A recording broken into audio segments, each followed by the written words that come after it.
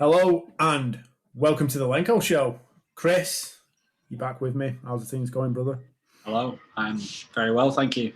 Very well. It's nice to be back, actually. In two definitions of the word, actually, because I'm currently in the gym, so I'm back in the gym, and I'm back on the show. Life's good then. Life is dandy. How have things actually been since you've been back in the gym? Well, I would say well. I think the atmosphere is good. It's still busy. I think we've had a lot of new members sign up, like new members. So not just people coming back, obviously. The first thing I thought when I came in was like, you see the same regular faces. You know who's out there getting after it. So yeah, we saw the same regular faces, but then there's, I think one of our sales teams telling us we've signed 190 new members already this month. Well, December, isn't it? Getting before the January rush, people. Yeah. They're cracking. Winter is a time for gains, for progress to be had. Anyway, so I've sent you a couple of little things we're going to be chatting about today. But before we do that, I want your own very unique take on a couple of weird things that I've come across. So just I'll read them out to you and you can just tell me what you think. So we're going to start off with this one. Kazakhstani bodybuilder Yuri Toloshko marries sex doll girlfriend is the headline. I'll carry on. The happy couple, who have been engaged since December 2019, finally tied the knot in front of friends. How do we know that she's happy? Well, it says here, he decided to pop the question to the Silicon Senorita last year, but their March wedding was delayed because of COVID, obviously. I'm confused. He asked her the question, but she's a doll. So how does he know she said yes? I can only assume she's very compliant. I'm worried that she's being forced into do something that she doesn't really want to do. Well, I mean, it does say it's not always been plain sailing for the couple. Apparently they've had their fair share of failings or fair share of fallings out, but doesn't every relationship? Now, I want the best for them both, but I'm slightly concerned. She's called Margot. Did he name her? I have no idea, but apparently, I mean, they did the right way. They went through the process. They dated for 8 months before. Hang on, has she been in a relationship before him? Well, that could be a tricky situation. It doesn't say. It doesn't say. Margot. Here's one. He Wait, said. Hang on. Go on. Sorry, go on. You go and finish. He said that despite their quarrels, he paid for her to get plastic surgery as she developed a complex.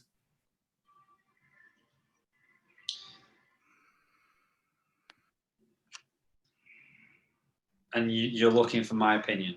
Yeah. Apparently it was an odd day for the surgeons to do work on her.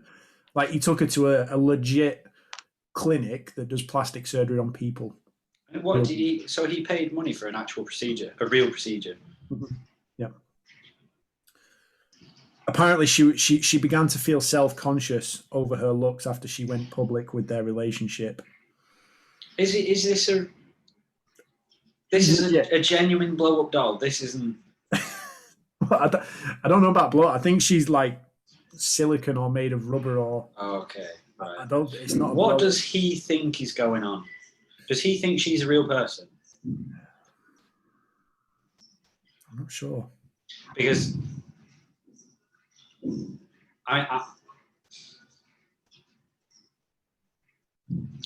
it's hard, isn't it? Because I mean, he sounds like he's really happy. So this is perfect because this is the question that I wanted to get to. Where I'm worried that he's actually dreadfully unhappy, and thus has created relationship with. I mean, a bodybuilder. First of all, I've been there. There's questions to be asked there.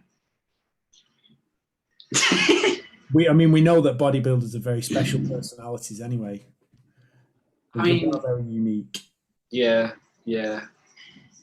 I'm all. Is it a joke? Wasn't Borat from Kazakhstan? I've got another quote here for you.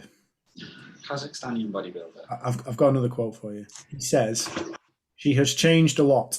At first, it was hard to accept, but I got used to it later on." But is that not because he paid for her to have treatment though?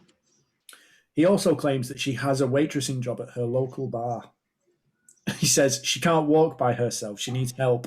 She doesn't know how to cook, but loves Georgian cuisine, and her favorite dish is kinkali.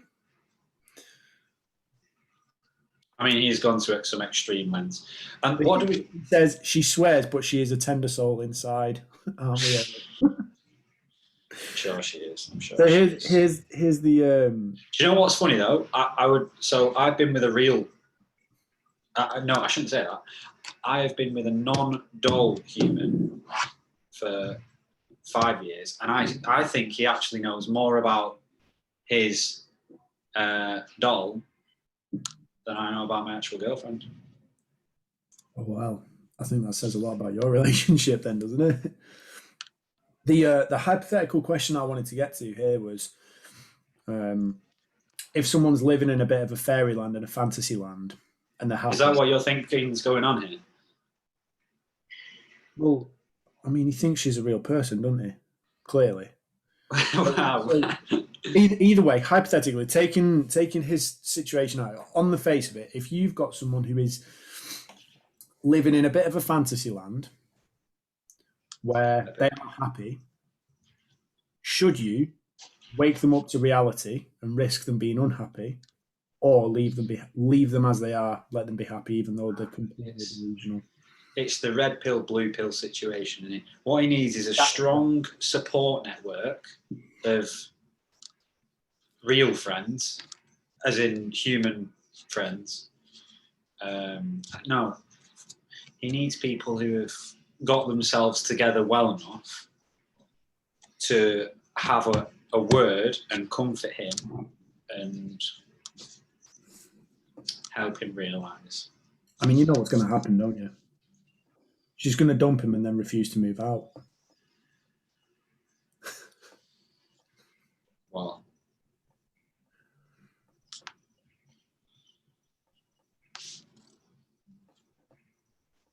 I mean, I wouldn't. It's not an ideal situation, is it? So come on, what's your take? Do you leave and be happy, or do you break it to them and wake them up to reality? If I was his friend, Mm-hmm. so honestly, this is my thoughts. As a coach, Yeah. I would try to see his perspective and try and understand, like, okay, what's going on that's led you towards this. If I was his friend, genuinely, I would be having some serious, harsh conversations with him. What's his name? Yuri. Yuri. Yuri Toloshko. I assume Okay. that's how you pronounce it. Yeah, I would. Honestly, I would struggle to say something without swearing at him as his friend, assuming that we had a good enough relationship that he knew I was coming from the right place.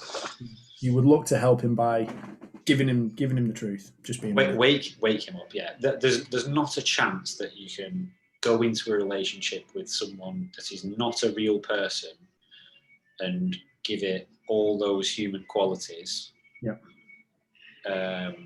And to be in a healthy place mentally.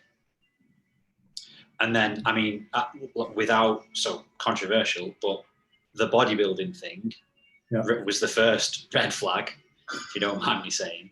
Like, that is just another part to it. Like, I would expect a strange story like that to come from a bodybuilder. Right. So if you're into bodybuilding, you're in trouble. That's the danger sign. Is that what we're saying? If you're into bodybuilding from the unhealthy point, so if it's because you hate yourself and you feel like you're not good enough and you need to be bigger or stronger or leaner or whatever, then yes, you're in some level of trouble. You're doing this from a bad place because it's a place of self-loathing and hating yourself. If it's because you love yourself and you just want to be the best you can be, then yeah, go for it. Wicked. So do it from a position of love. That's what we're saying. Love yourself. Yes. Love yourself. Love thyself, not thy doll. That is. Well, no, if you've got a doll, love your doll. That's I would also say if you're not loving yourself, you can't show what's her name, Margot. Margot. You can't show Margot true love until you learn to love yourself. I think we could do a whole show on that. That's perfect. Like what a tip that is. You've got to love yourself if you're going to be able to love other people. Or dolls. Or dolls. Robots. Anyway, I've got another one for you. Number 2. A high school football player in Texas attacked the referee. When I say high school football player, I mean American football player. We talk about a big guy. Yeah, big deal. High school, so still, just coming through that development phase. Maybe anger and aggression is a little bit more elevated, less controlled. Still big guys. Still big guys. So a high school football player in Texas attacked the referee after being ejected for a late hit, then got escorted from the stadium by police. What do you make of that? Well, he attacked the referee. Well, why? Have we got any more context? So he got ejected for a late hit. Right. So he'd already hit someone outside of what is legal. What are we talking about? Like he swung for someone like 10 minutes later, or? No, so like for example, if the play is finished, the play is over. I know what you mean. I'm just being silly. Okay, so you're asking me what my thoughts are. Yeah. What's going on with this individual? Well, I mean, why is he hitting the referee? Well, I get why he hit the referee, but why is he hitting the referee? You don't hit the referee.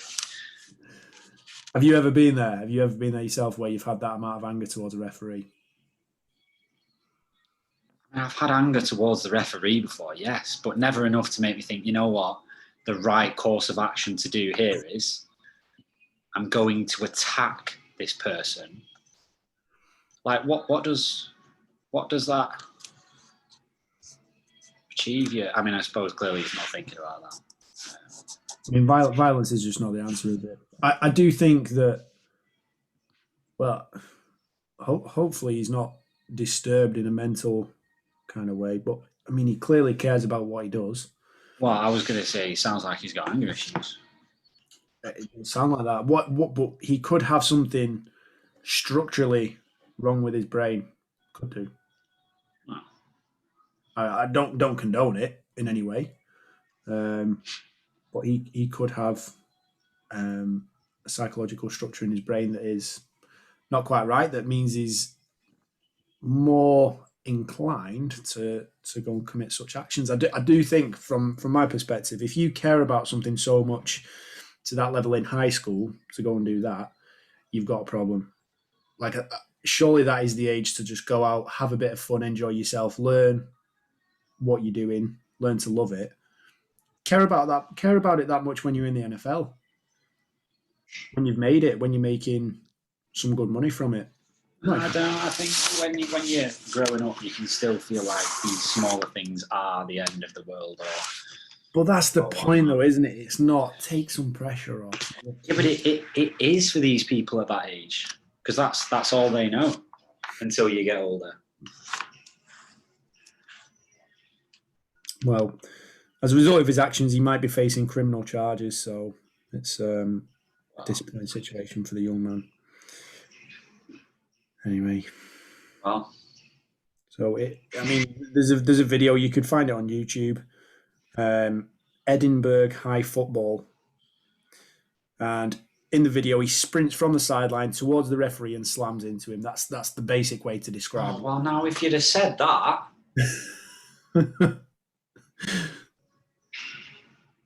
So go and have a look. I'd recommend go and have a look. Check that out. I mean, I hope the referee was all right. We hope the referee was all right. So anyway, that was number two. So couple of little things there to tickle you, to get you going. Now, one of the things that I did want your perspective on, my brother, is the sports personality of the year contest that's going on at the moment. So we've got our contenders.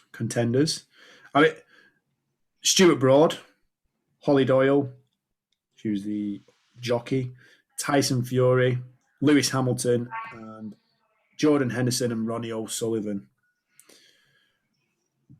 Break the list down for us. What are you thinking? Okay, so first of all, I may cause a bit of controversy here, but I honestly haven't kept up enough with the sport over the year to even have a kind of chance at picking a good answer to this. So don't take what I say as being crucial. But so first and foremost, then Stuart Broad. He was dropped for the opening match of the Summer Series against West Indies. Then he returned for the final two, which we won.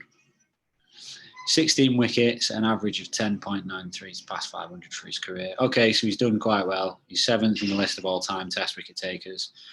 Nothing to do with his personality, if that's what it's all about. Oh, I suppose, yeah, he was dropped and then he's come back, actually. Yeah, okay, I'll take that back. And he's 34, which I don't know what that means for cricket.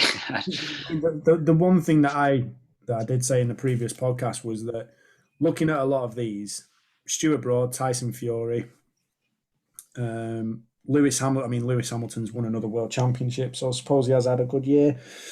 But a lot of these contenders, they're more career based in terms of their place on the list. Like what Ronnie O'Sullivan has achieved, it's more about what he's done over the course of his career.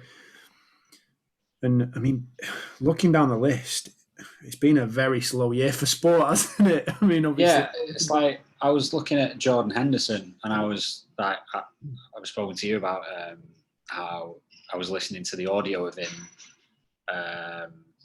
He was microphoned up for a game in the Champions League. Can't remember who it was against, but yeah, it like class listening to him. But when it says his description there, and it's like the captained runaway leaders Liverpool to win their first league title since 1990. Does that qualify you for sports personality of the year? I don't know. And I like him. So I'm not deliberately trying to find arguments against him. But I do think with regards to Jordan Henderson, possibly what hasn't been acknowledged in this is the actions that he took to organise the Premier League players to support the NHS and everything through the coronavirus crisis when it first kicked off. See, now something like that, would make me choose him. But the description that it's got here, without me, so let's say I didn't know who he was, I didn't know what he'd done. Like, it just says that he's helped Liverpool win the league, which, first of all, is a problem in itself, and it's a disservice to myself and the rest of the United Kingdom. So he can go in the bin. Ronnie O'Sullivan, I would say no, just because I don't really see him on social media too much, but I saw that he'd been saying some stuff about, or potentially been saying stuff about Lewis Hamilton, like there was discrediting him. Did you see that? So he was saying about it's easy for Lewis because he drives the fastest car, blah, blah, blah. I think if you're going to win sports personality, really, you should be someone who's focused on yourself, your own game, or helping others rather than trashing them. I just think he's honest. And I don't know if you'll have seen, I think there was a BBC interview, I don't know whether it was with the BBC, but Ronnie O'Sullivan was asked a question about how the likes of himself, Mark Williams, and a couple of other older snooker players who've been playing for years and years and years. I think Ronnie was asked something about the talent that's coming through, and is it a lot of effort to keep up with the younger guys? And he went, no, because they're all rubbish. something to that effect, essentially saying that it's easy for us to do it because none of them are any good. I mean, I appreciate honesty. Okay, come on, let's work through. So Stuart Broad. Okay, do you actually want me to come up with an actual answer here? Yeah, where's your vote going? Okay, Holly Doyle, let me read. Broke her own record for the number of winners. So she broke her own record. Rode a historic double on British Champions Day. Became the first woman to ride 5 winners on the same card. I have no idea what any of that means. It sounds impressive for horse racing. She's only 24. So immediately, quite impressive. Tyson Fury.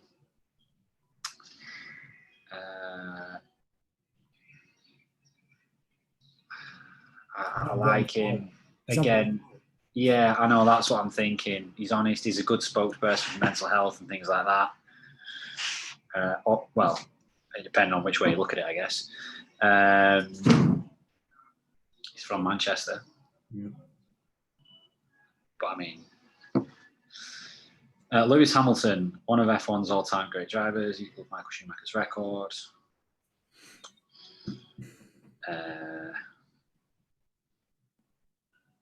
Has he won it before? What, the World Championship? The sports personality. Ooh, I don't know. Just thinking it would narrow it down. If he already had, then I would say no to him because he's already got one. Let me have a look. Ronnie O'Sullivan won his 6th world title at the Crucible. Oldest champion. So previous winners. Wow, really? Is this the? So previous winners last year: Ben Stokes, 2018 Geraint Thomas, cyclist for winning the Tour de France. Then Mo Farah, 2017. Andy Murray, 2016 and 2015. Huh? 2014, Lewis Hamilton. So did you say Andy Murray 2 years in a row? 2 years in a row. But Isn't he? He also won it in 2013. So Andy Murray's won it 3 times. Is he not known for having a rather unremarkable personality? Well, did you see his celebration to Scotland? Winning their penalty shootout the other week and going. Oh yeah, I did. What were he just turning around to the camera and was like, yes. Yeah. I think everyone's comment was, calm down. You know what though? Do you know what? Like, I suppose that is just him being him, which I guess is personality in itself, isn't it? I don't know. I think it's more of an absence of it, to be honest. Well, I don't know. Maybe that's just who he is. Yeah. Actually, no, he's not. He's not like laid back, is he? Because we've seen him absolutely lose himself on a tennis court before. He is a fantastic sportsman, no doubt about that. Fantastic sportsman, but as someone that you'd want to hang around with, I reckon there are probably other people that you'd pick off the list. Well, I don't know. We don't know what he's like, do we? Like in that environment. We don't, but if you were going off sports personality, don't make it difficult. So who would you pick? Who's your shout? What's your verdict? What are we saying? Honestly,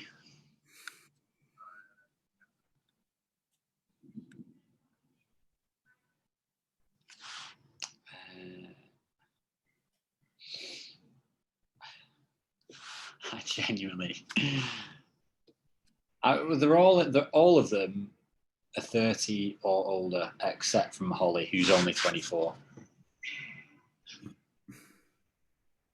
Yeah. Now, being older than 24, it makes me think that that's quite remarkable. So I have a biased perspective here.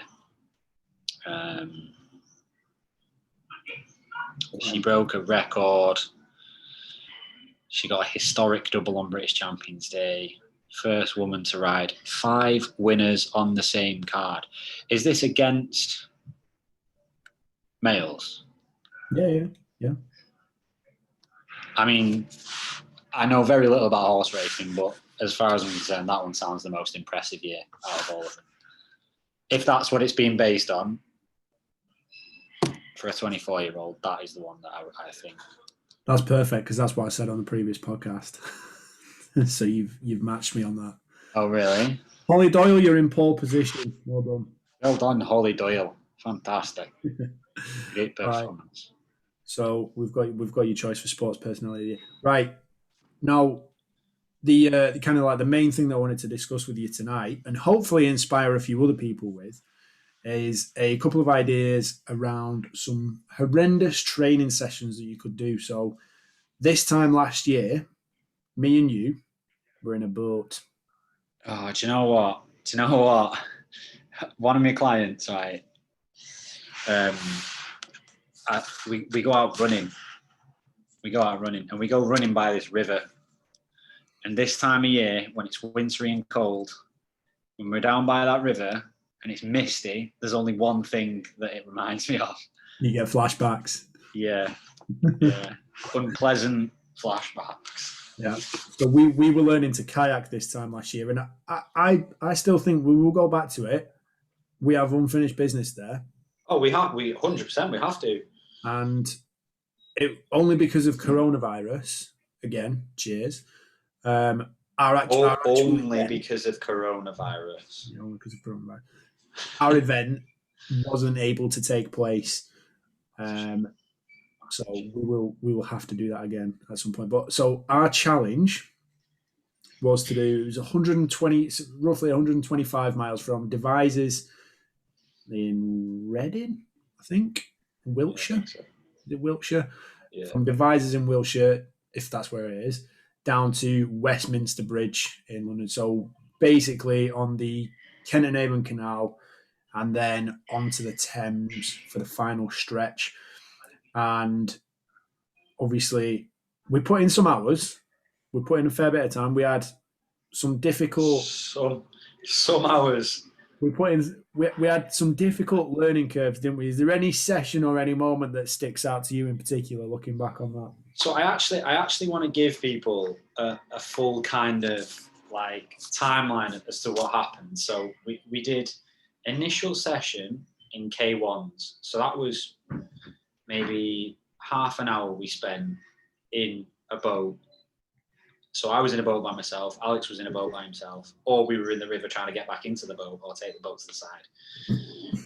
That was just me. That wasn't you. That was just me. Yeah, I stayed in the boat. The next, I believe, the following week or the next session, or I believe it was my next session anyway, we went out in the dark.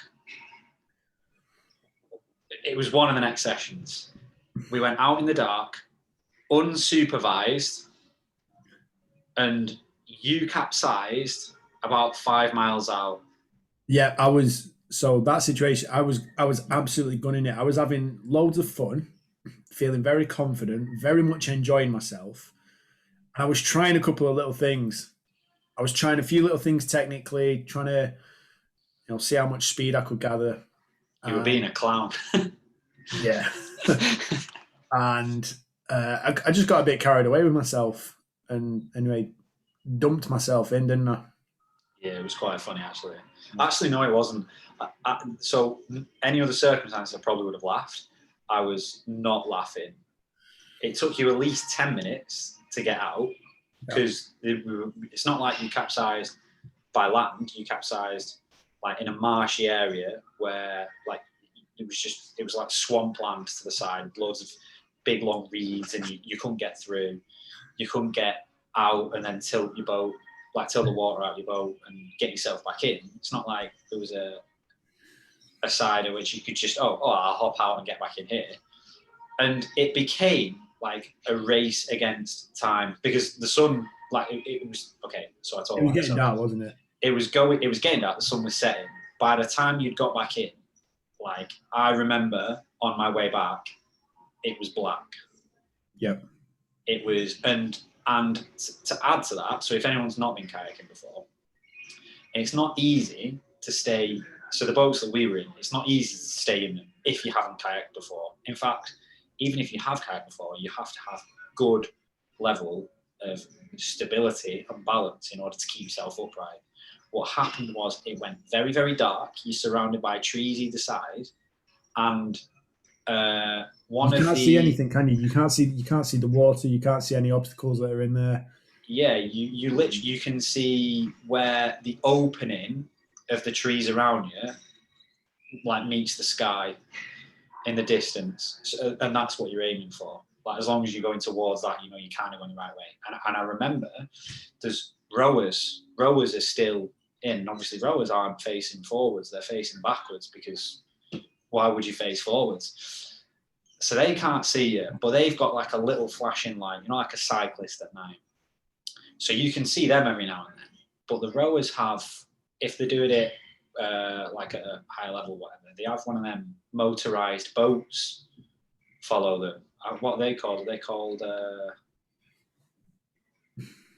skiff or something? Something like that. Anyway, they had like a motorboat that aren't permitted to go fast, they go slowly, but they create a very solid level of waveage, let's call it. The tide certainly changes. And I remember being in pitch black, it's cold. You'd gone on ahead because you were in a race against time because it was either you get back and warm up or you freeze. Yeah. Because you're wet, like very wet. And I remember distinctly being very angry and upset with myself at that moment in time. do you know what? I was angry at you. I was very angry at you. I thought we'd been on a nice little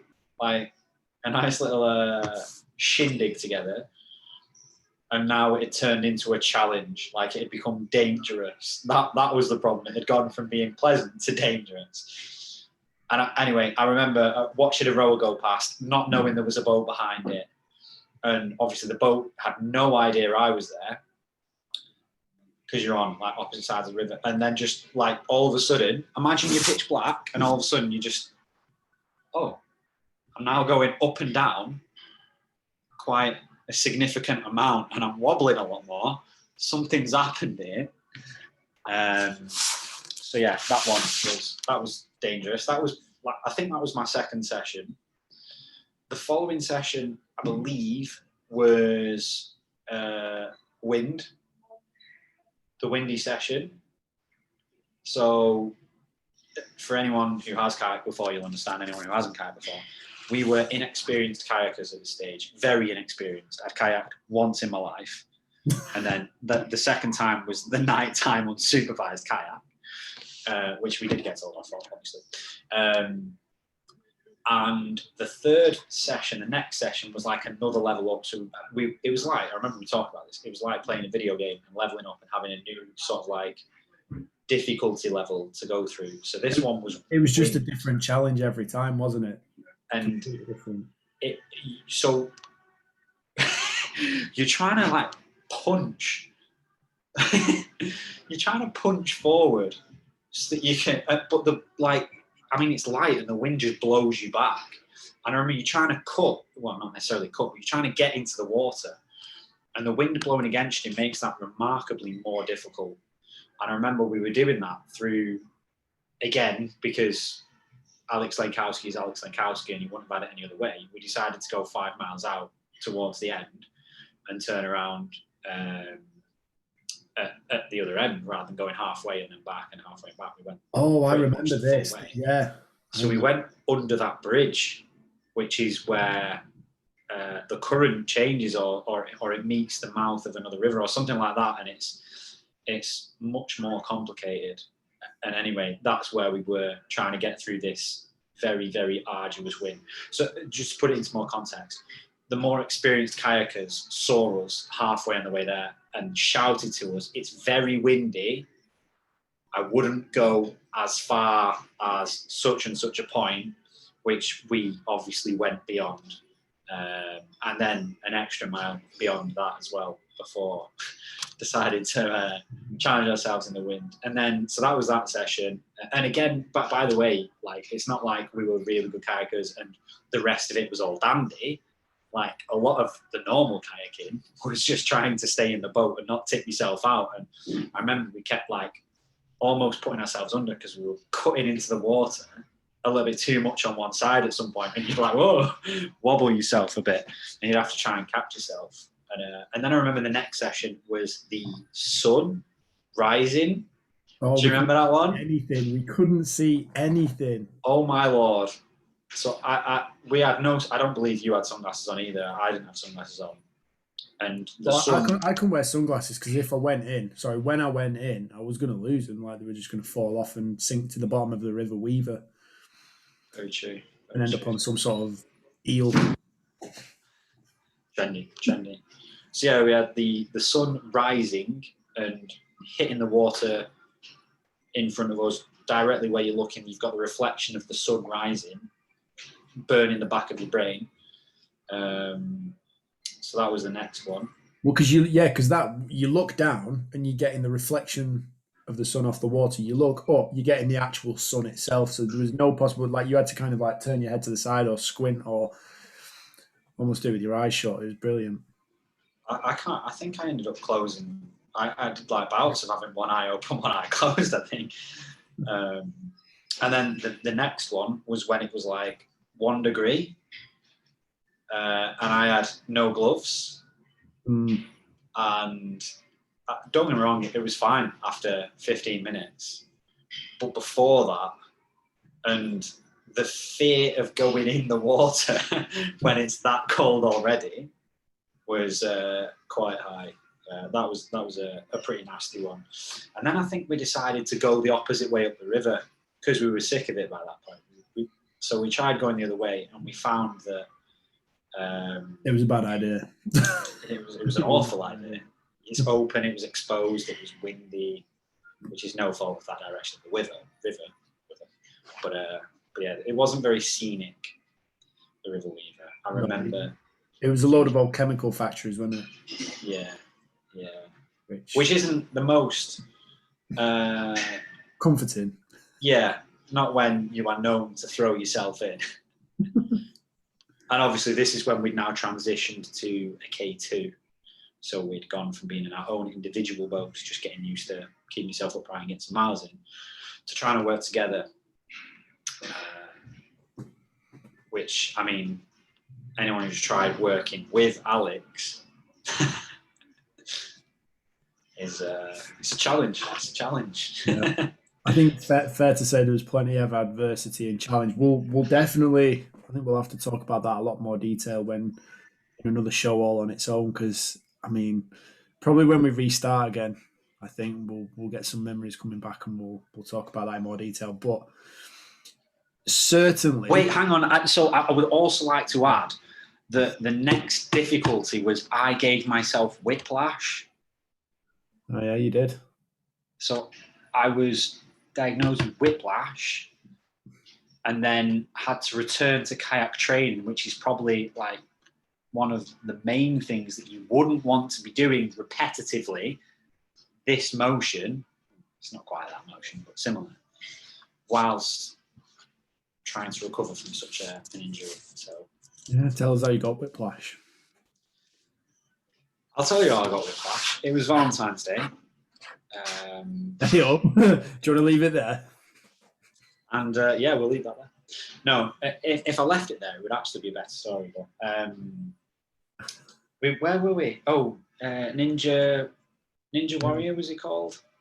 Yeah, Ninja Warrior in Manchester. So there's an adult section which is like I want to say metal, like it's almost like scaffolding and stuff that you can climb around and be silly on and things like that. With obviously like almost like foamy things that you can fall into, but it's solid. It's a solid structure.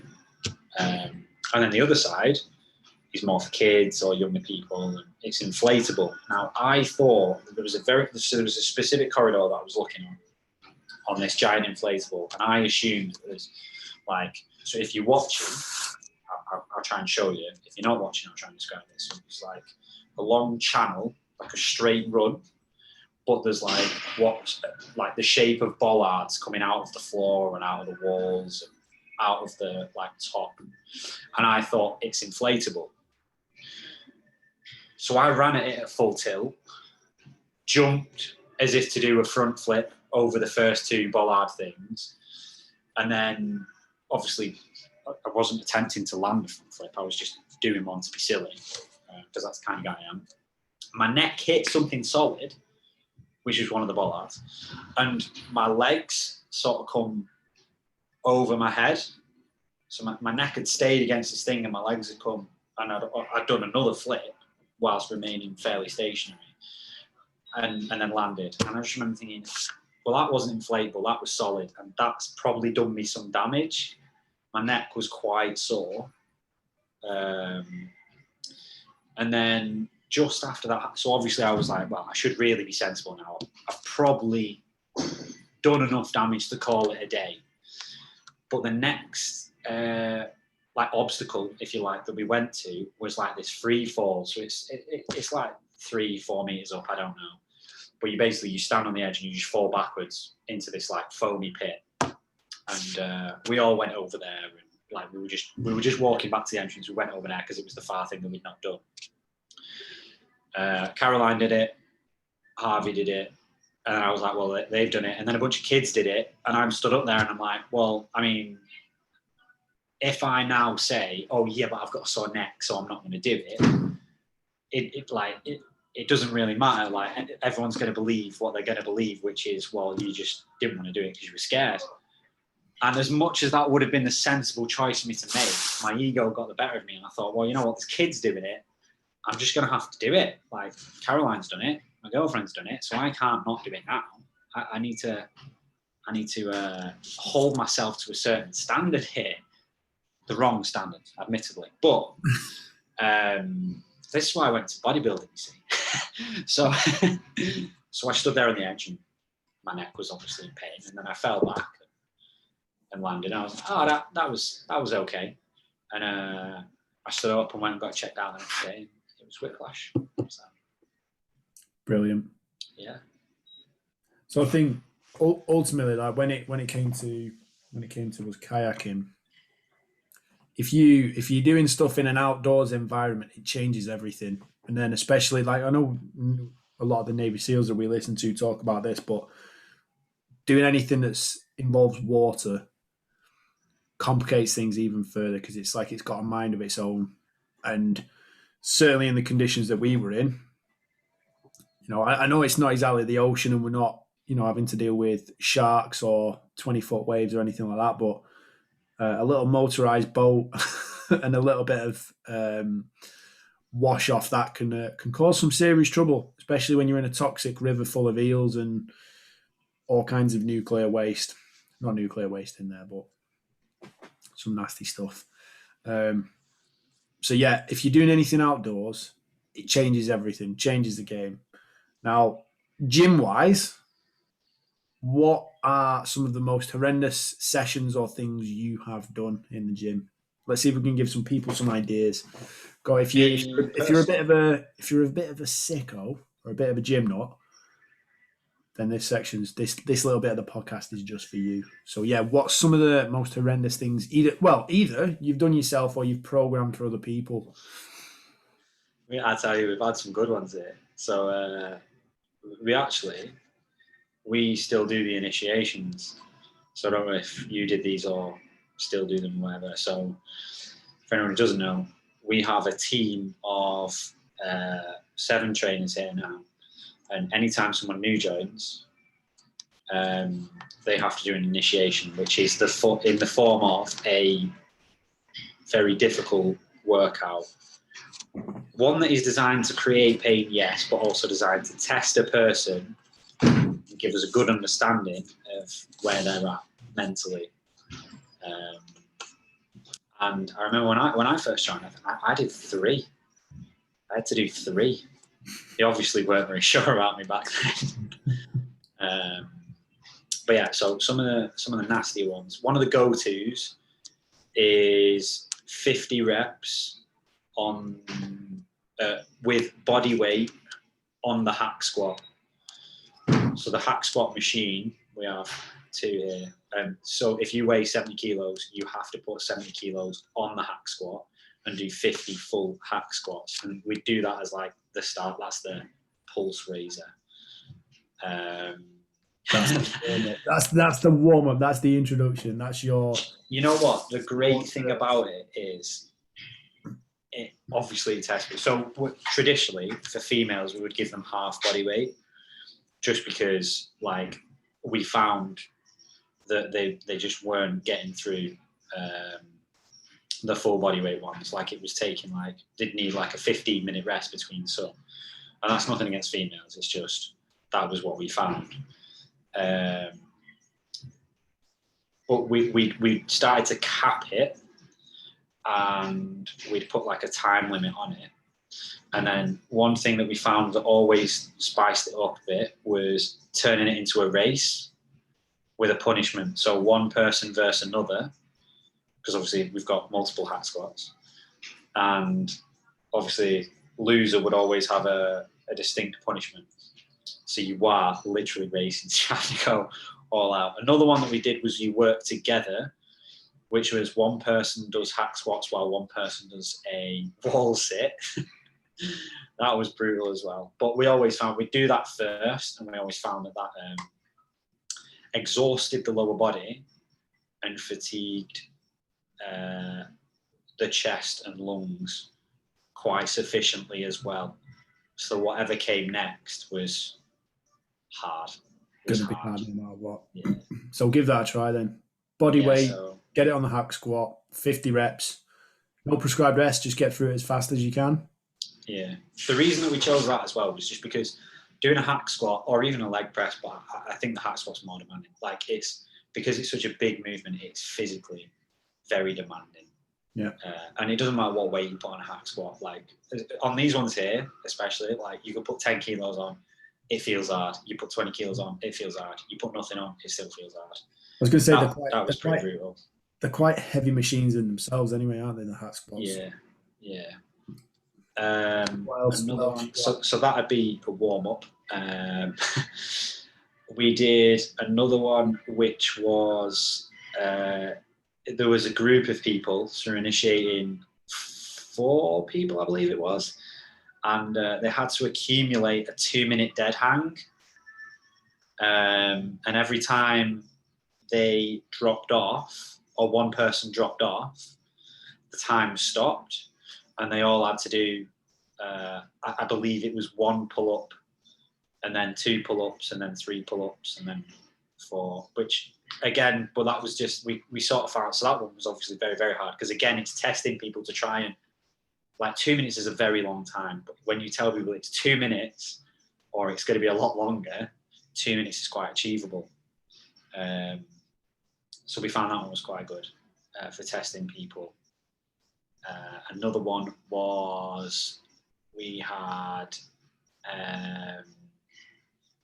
it was something to do with one person had to do an isometric hold with a weight plate above head. I can't remember if that one was whilst another person dead hang. Oh no, the other person was doing burpees. So one person does burpees, the other person does isometric hold above head. That one was quite fun. But I think one of the best ones that we did was we did giant sets on muscle groups, and we did it in the form of, I'm going to try and remember this. This was a while ago, but so we've got recorded videos of people doing projectile vomiting going through this one, because the idea is you're just fatiguing all the muscle group and the energy system, and there's just nothing your body can do other than just get rid of whatever's in there.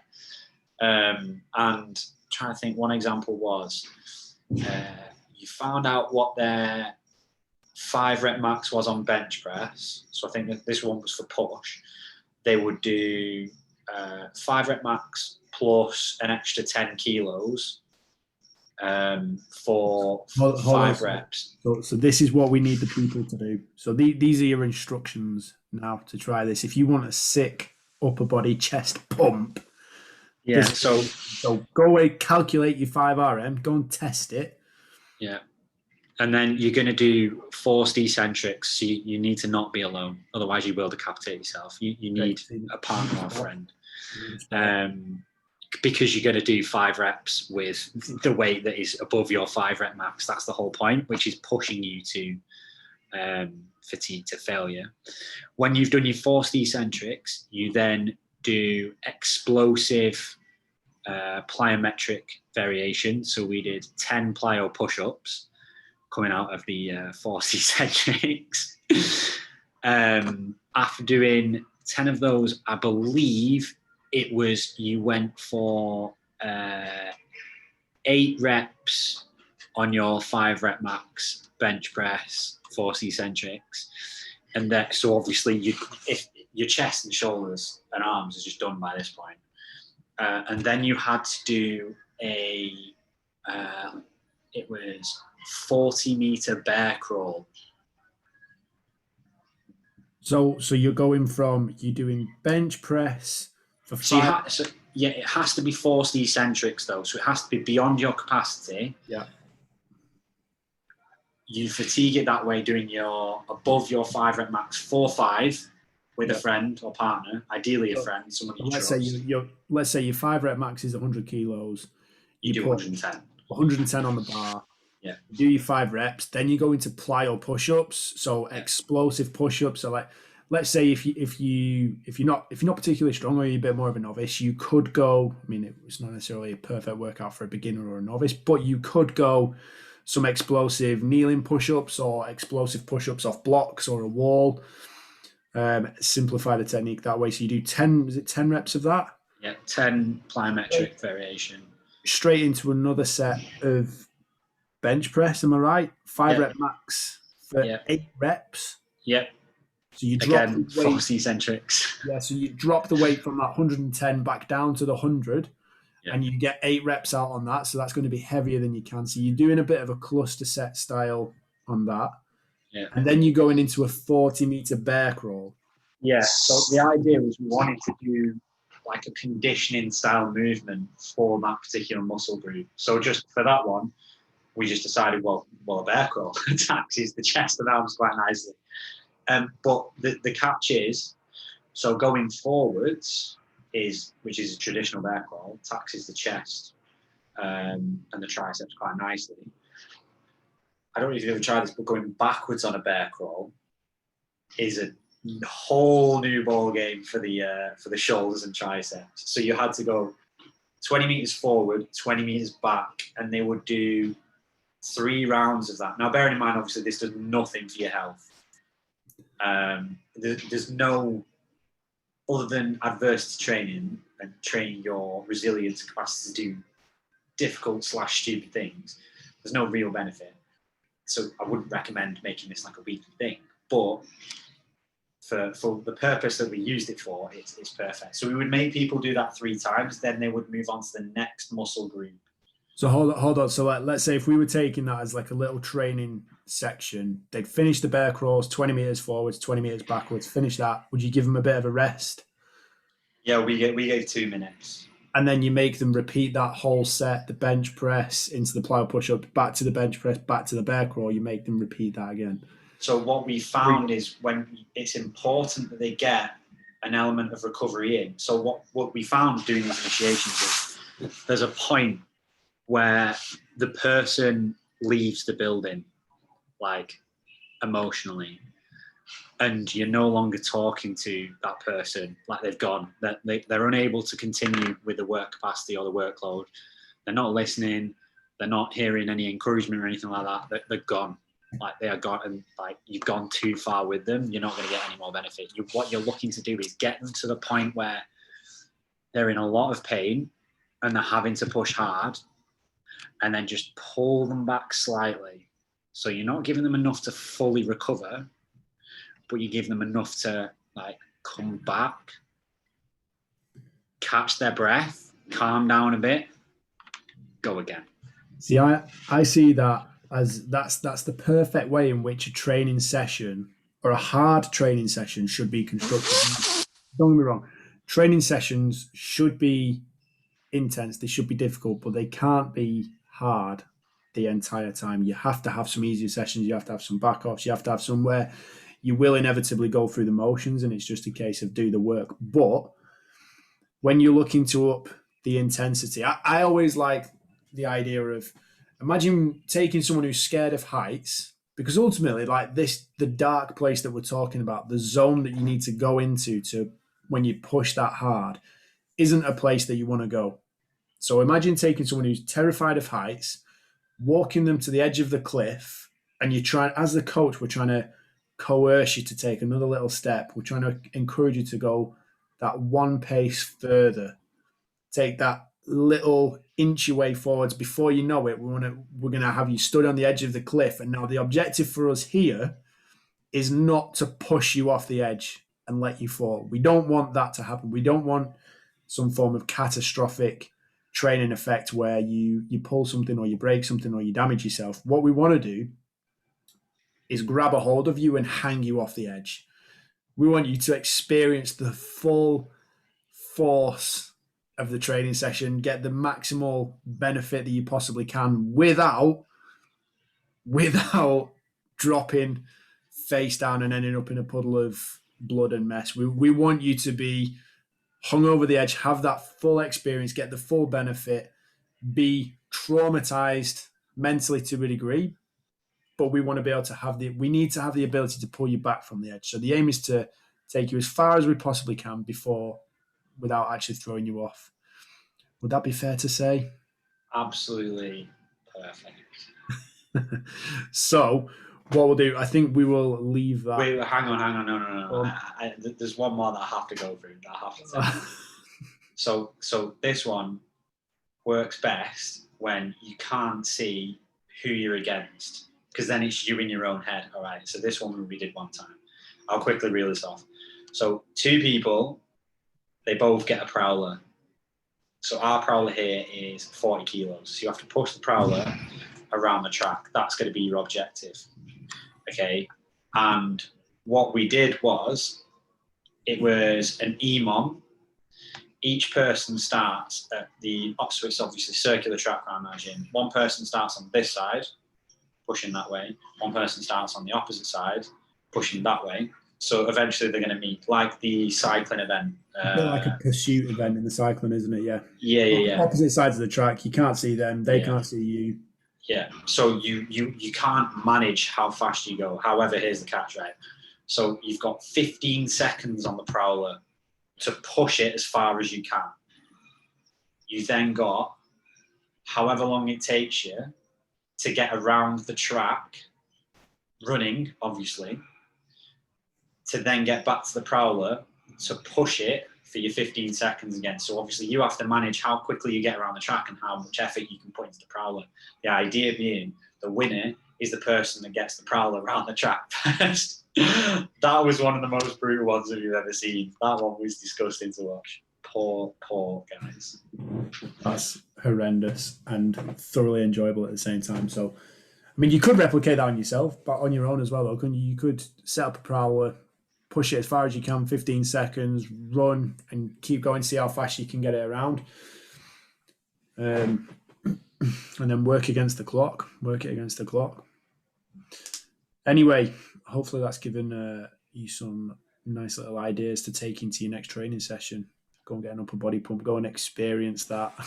If anyone wants any more of those, feel free to message me. We've done tons. Well, we will discuss these in great detail. We'll do another show where we do not talk about weird shit at the start and bodybuilding. I didn't mind that weird shit. I just wasn't quite ready for it. Well, what we'll do a strict training one. We'll give you some ideas and some fresh things that you can try out in the gym and have a little play around with. But if you've got any questions, if you've got any topics or anything you would like us to discuss, again, get in touch with us, either Chris or Alex at lenkohq.com. You can email us there or find us on social media. Make sure you get in the Facebook group, join Team Lenko. Make sure you get on top of everything that we're posting in there. And then also make sure you subscribe to this if you're not already.